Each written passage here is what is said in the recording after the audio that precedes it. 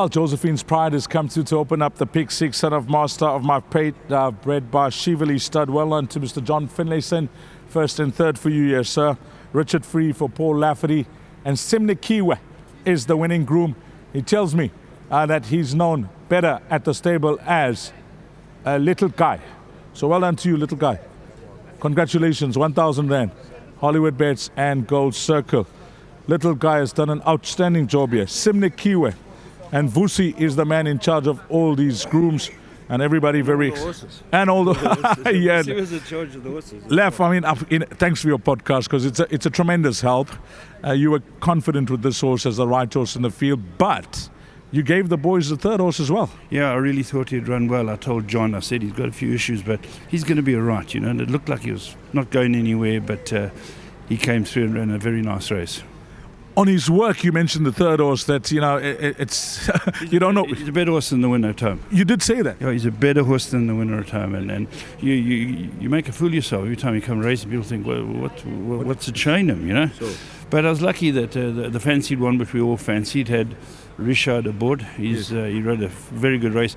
I didn't give instructions because, as I said to him, I've never ridden this horse before, sure. You know. So he rode it last time, funnily enough, yeah. And he rode it last time. And sure. I watched him go to the front and he knows exactly what he's doing. Because he's a difficult horse. Yes.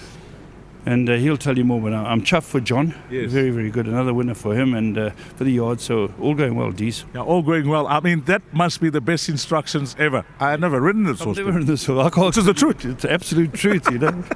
Left, well done. Stable's looking good. Turned the corner nicely, you know. We sent a lot of horses off to stud for John, and we started to bring some of them through. We started to cull, and we've got a wonderful bunch of young horses, so hopefully our future's there. Well done here, Paul. Thank you. Maybe I should be starting off my interviews with every jockey, you know. I've never ridden this horse before. How did it feel for you?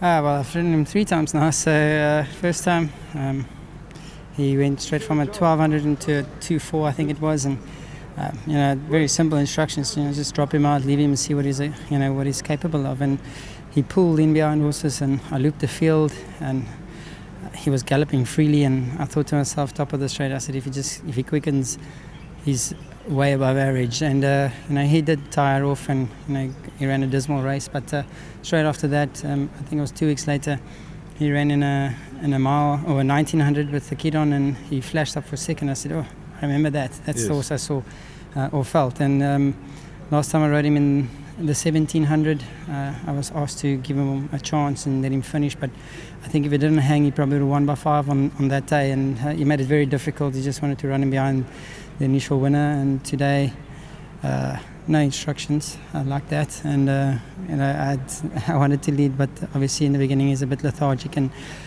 started making my way forward. And you know, as soon as the guy on the rail started grabbing hold, I wanted to let him slide forward and use his big action. And top of the straight, he quickened, and then he plays around. So he's a very unsure horse of himself, and his temperament, you know, comes and goes. Sometimes he's lovely, and sometimes he freezes and wants to walk backwards. So tricky horse. So the penny hasn't dropped, and I think he's a type of horse that over time can mature and actually find his true mark, which will be over the 2,000 metre races and so on, where that big action and the turn of foot will come into play quite nicely. So lovely win. So thank you very much to Mr. Lafferty for allowing me to keep riding him, and to the owners, thank you very much, and to my sponsors, winning form.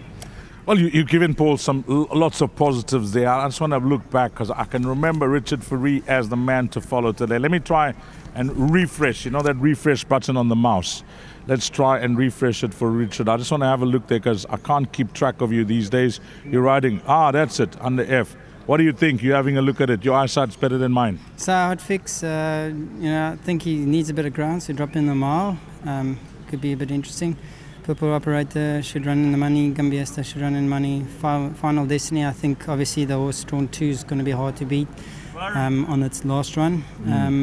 Senor Garcia, I think. Yes, that's the one, yeah. Where the unfortunate lady lost 1.6 million on the day. Yeah, you remember that. Punters Challenge, sure. Yes. And then Petit Verdot. Yeah, I'm not too familiar, but that was, yeah, I'm still waiting on instruction.